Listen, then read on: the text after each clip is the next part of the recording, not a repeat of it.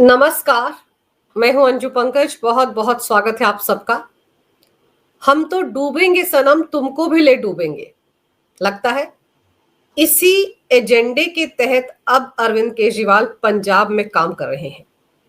वैसे भी वो अपने पूरे कुनबे को लेकर पंजाब में डेरा डाल चुके हैं।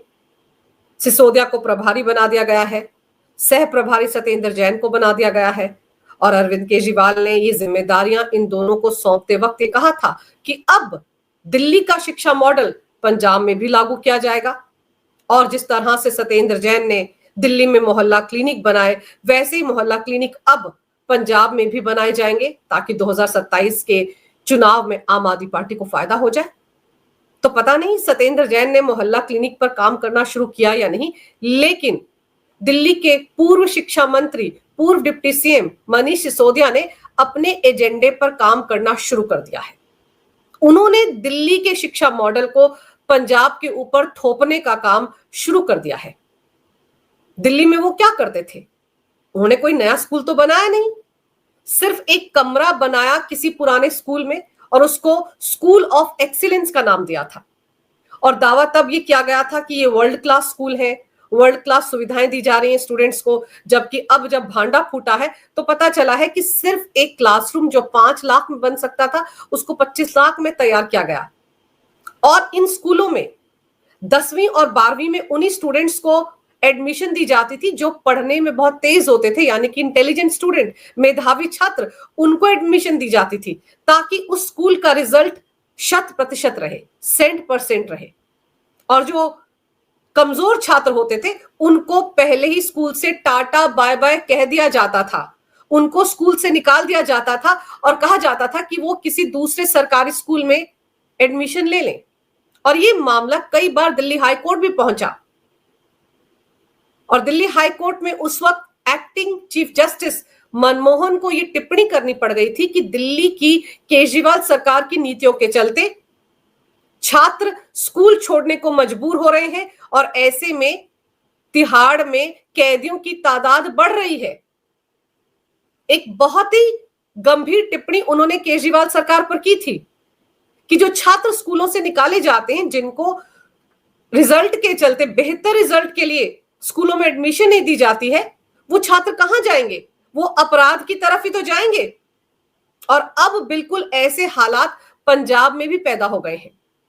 पंजाब में अभी पिछले हफ्ते 24 मार्च को पंजाब के शिक्षा मंत्री हरजोत सिंह बैंस ने जो आदेश जारी किया है, उस आदेश का भी लबोलबाब यही है कि जो कमजोर छात्र हैं उनको स्कूल ऑफ एमिनेंस में एडमिशन ना दिया जाए।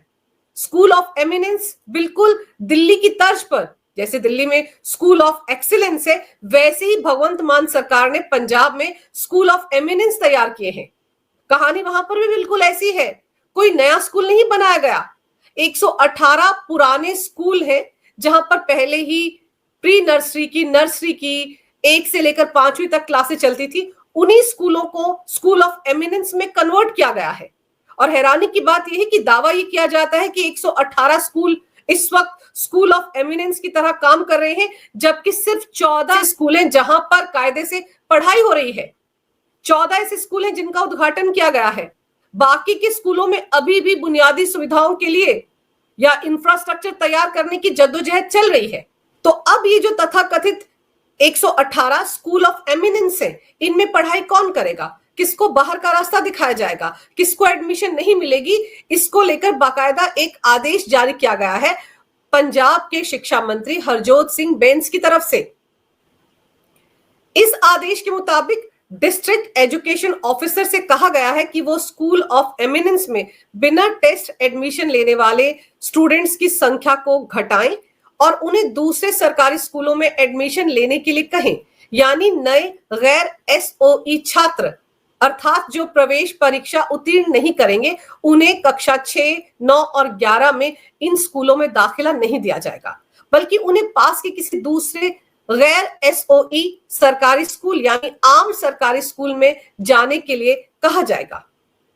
इस आदेश में यह भी साफ किया गया है कि यह फैसला राज्य की शिक्षा मंत्री हरजोत सिंह बैंस के निर्देश पर लिया गया है और ये सुनिश्चित करने के लिए कहा जा रहा है कि एसओई छात्रों को अधिकतम सुविधाएं दी जा सके।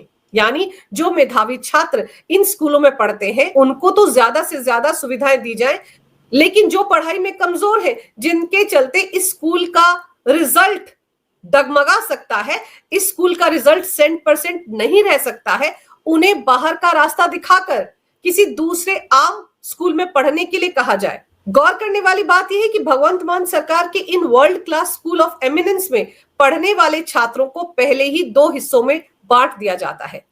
पहले ही बच्चों के मन में भेदभाव पैदा कर दिया जाता है।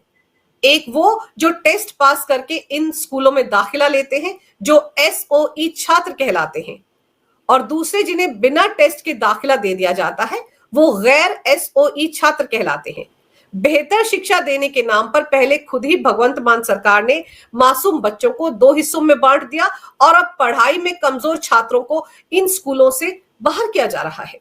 वो जो एंट्रेंस टेस्ट पास करके एडमिशन लेते हैं, उन्हें खास सुविधाएं दी जाती हैं इन स्कूलों में, जैसे कि फ्री में यूनिफॉर्म, बेहतर पढ़ाई की सुविधाएं, आधुनिक खेल मैदान और स्मार्ट क्लासरूम, और जो स्विमिंग पूल है वो भी उनके लिए ही है इन स्कूलों में। और जो बिना टेस्ट के एडमिशन लेते हैं उन्हें ये अतिरिक्त सुविधाएं नहीं दी जाती हैं। ये भेदभाव किस लिए? बच्चे तो बच्चे होते हैं। अब सोचिए, 6ठी क्लास में पढ़ने वाला, 9वीं क्लास में पढ़ने वाला, 11वीं क्लास में पढ़ने वाला बच्चा जब वो इस स्कूल में जा रहा है, ये जो स्कूल ऑफ एमिनेंस में जा रहा है, तो क्या उसके मन पर इसका असर नहीं पड़ता होगा कि उसके साथ पढ़ने वाले दूसरे छात्र को तो फ्री में यूनिफॉर्म मिल रही है, तमाम सुविधाएं मिल रही हैं, आधुनिक खेल मैदान में वो खेल सकता है, स्विमिंग पूल का मजा वो ले सकता है, स्मार्ट क्लासरूम में वो जा सकता है, लेकिन जो कमजोर बच्चा है, जो एंट्रेंस टेस्ट देकर नहीं आया है इस स्कूल में, उसको ये सुविधाएं नहीं मिल सकती। तो आप सोचिए, इन मासूम बच्चों के साथ किस तरह का खिलवाड़ भगवंत मान एंड कंपनी कर रही है। किस लिए ये भेदभाव? अगर आपके पास इतना पैसा नहीं है कि आप इस तरह के स्कूल ऑफ एमिनेंस नहीं चला सकते, तो फिर ये ढकोसला किस लिए? जो बच्चे इन स्कूलों में अभी पढ़ रहे हैं और जिनको बाहर जाने के लिए कहा जा रहा है, उनके दिलो दिमाग पर क्या असर होगा इसका? और फिर आगे देखिए, भगवंत मान सरकार के इस फैसले का डेमोक्रेटिक टीचर्स फ्रंट ने पुरजोर विरोध किया है। उनका कहना है कि ये एक ऐसा कदम है भगवंत मान सरकार का, जिसके चलते 2025 से 26 के सत्र में स्कूल छोड़ने वाले छात्रों की तादाद में बढ़ोतरी होगी। कुछ बच्चों को निजी स्कूल में दाखिला लेने के लिए मजबूर होना पड़ेगा, और जिनको दूसरे सरकारी स्कूलों में एडमिशन नहीं मिल पाएगा, उनको स्कूल छोड़ने के लिए मजबूर होना पड़ेगा। और भगवंत मान सरकार की इस गलती का खामियाजा 76,000 बच्चों को भुगतना पड़ेगा। उनका कहना है कि बच्चों के साथ ये भेदभाव भगवंत मान सरकार अपनी नाकामी छिपाने के लिए कर रही है, क्योंकि उनके पास इन स्कूलों में बच्चों को पढ़ाने के लिए टीचर ही नहीं है। जबकि ताज्जुब की बात यह है कि अभी एक दिन पहले मंगलवार को भगवंत मान ने 700 टीचर्स को अपॉइंटमेंट लेटर दिया है, 700 टीचर्स को, और अपनी पीठ थपथपा रहे हैं कि पिछले 3 साल में देखिए हमने 50 से 60,000 रोजगार पैदा किए। आपने 118 स्कूलों को कागजों पर स्कूल ऑफ एमिनेंस बना दिया है, वर्ल्ड क्लास सुविधाएं वहां पर आप दे रहे हैं बच्चों को। लेकिन दिल्ली की हालत देख लीजिए ना, दिल्ली के तो कितने सारे ऐसे स्कूल थे जो स्कूल ऑफ एक्सीलेंस थे, लेकिन वहां पर साइंस के सब्जेक्ट पढ़ाने के लिए टीचर मौजूद नहीं थे। इस तरफ कभी ध्यान नहीं दिया उस वक्त के शिक्षा मंत्री मनीष सिसोदिया ने। शायद वो एक्साइज मिनिस्टर होने के नाते शराब नीति में कुछ ज्यादा ही व्यस्त रहे होंगे, इसलिए इस तरफ ध्यान नहीं दिया गया। तो सवाल ये उठता है कि अगर आपके पास टीचर्स की कमी है तो आप अपॉइंट क्यों नहीं करते?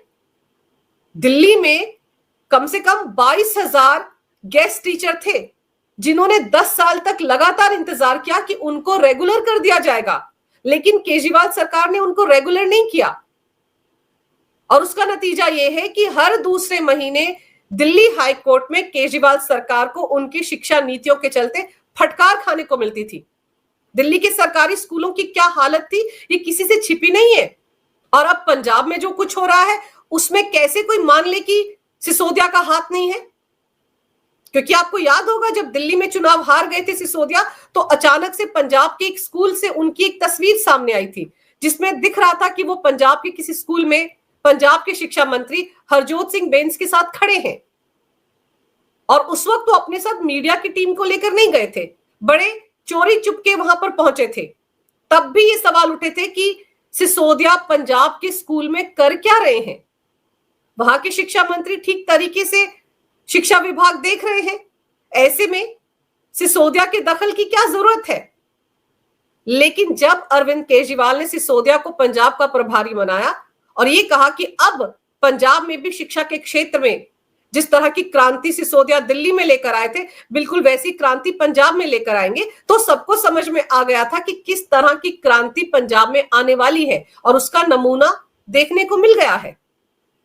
ये जो फैसला लिया गया है, इस फैसले के पीछे कहीं ना कहीं सिसोदिया का दिमाग है, क्योंकि वो ये दिखाना चाहते हैं कि जो अगला सेशन है उसमें इन स्कूलों के 10वीं और 12वीं के जो स्टूडेंट्स हैं उनका रिजल्ट 100% रहा है।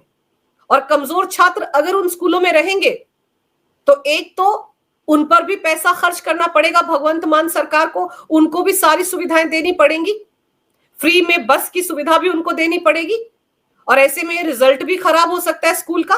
और 1.5-2 साल बाद पंजाब में चुनाव भी है, तो उसके मद्देनजर ये फैसला लिया गया है। यहां समझने वाली बात यह है कि जब ये स्कूल ऑफ एमिनेंस भगवंत मान सरकार ने बनाए थे तो इन पर 200 करोड़ रुपए खर्च किए जा रहे हैं। और आपको याद होगा हाल फिलहाल में टीवी चैनल्स पर इन्हीं स्कूल्स को लेकर लंबे चौड़े विज्ञापन भगवंत मान सरकार दिखा रही थी। करोड़ों रुपए टीवी चैनल्स को दिए जा रहे थे। दिल्ली ही नहीं, उत्तर भारत में ही नहीं, बल्कि साउथ के टीवी चैनल्स पर भी उन स्कूलों के विज्ञापन दिखाए जा रहे थे। तो 200 करोड़ रुपए तो इन स्कूलों पर खर्च हुए और उसके ऊपर करोड़ों रुपए विज्ञापनों पर खर्च किए भगवंत मान सरकार ने। और तो और इन स्कूलों में पढ़ने वाले जो बच्चे हैं उनको बेंगलुरु के निफ्ट से यूनिफॉर्म्स बनाकर दी गई हैं, डिजाइनर यूनिफॉर्म्स हैं। तो सवाल ये उठता है कि इतना पैसा खर्च करने की क्या जरूरत थी? निफ्ट से यूनिफॉर्म्स बनवाने की क्या जरूरत थी? क्या पंजाब के दर्जी उनकी यूनिफॉर्म्स नहीं बना सकते थे? ये सारा ढकोसला करने की क्या जरूरत थी? तो ये ढकोसला दरअसल भगवंत मान सरकार का नहीं है, ये ढकोसला मनीष सिसोदिया का, अरविंद केजरीवाल का है, जिनको शायद अंदर खाने ये लग रहा है कि भगवंत मान तो अपनी सरकार चला ही रहे हैं, लेकिन उनकी सरकार तो डूब चुकी है। तो जब उनकी सरकार दिल्ली में डूब चुकी है तो फिर वो हो सकता है भगवंत मान की सरकार को बर्दाश्त नहीं कर पा रहे हो। कहीं ना कहीं डेंट पहुंचाने की कोशिश हो रही है भगवंत मान सरकार को। उनको लग रहा है कि अगर ये एक बहुत बड़ा मुद्दा बन जाता है तो हो सकता है इसी बहाने भगवंत मान को कुर्सी से उतारने का बहाना मिल जाए। वरना आप खुद सोचिए, 3 साल सरकार को हो चुके हैं, पंजाब की महिलाओं को 1-1 हजार रुपया देने का जो वादा किया था 2022 में अरविंद केजरीवाल ने, वो आज तक पूरा नहीं हुआ। अगर ज्यादा ध्यान देना है अरविंद केजरीवाल एंड कंपनी को तो उस वादे की तरफ देना कि उस वादे को पूरा किया जाए। पंजाब की शिक्षा प्रणाली जो जैसे तैसे चल रही थी हरजोत सिंह बेंस की अगुवाई में, उसको भी डेंट पहुंचाने की, उसको भी नुकसान पहुंचाने की कवायद मनीष सिसोदिया ने शुरू कर दी है। लेकिन अरविंद केजरीवाल और मनीष सिसोदिया को याद रखना चाहिए कि उनका दिल्ली मॉडल धराशायी हो चुका है। दिल्ली मॉडल औंधे मुंह गिर चुका है। दिल्ली की जनता ने अरविंद केजरीवाल के दिल्ली मॉडल को नकार दिया है। तो ऐसे में अगर मनीष सिसोदिया दिल्ली मॉडल को पंजाब पर थोपने की कोशिश करेंगे तो आम आदमी पार्टी का पंजाब में भी वही हाल होगा जो अभी दिल्ली चुनाव में हुआ है। ज्यादा दिन दूर नहीं है, 2027 बिल्कुल पास है। अगर भगवंत मान इसी तरह से अपने सरकारी कामकाज में मनीष सिसोदिया और केजरीवाल का दखल बर्दाश्त करते रहे तो उनकी सरकार भी 2027 के विधानसभा चुनाव में औंधे मुंह गिरने वाली है। अगर आपको ये वीडियो अच्छा लगे तो कृपया इसे लाइक करें, शेयर करें। अगर आप पहली बार मेरे चैनल पर आए हैं तो कृपया मेरे चैनल को सब्सक्राइब करना ना भूलें। मेरे चैनल को अपना पूरा समर्थन दें। ये वीडियो देखने के लिए बहुत बहुत धन्यवाद। नमस्कार। भारत माता की जय हो। वंदे मातरम। जय श्री राम।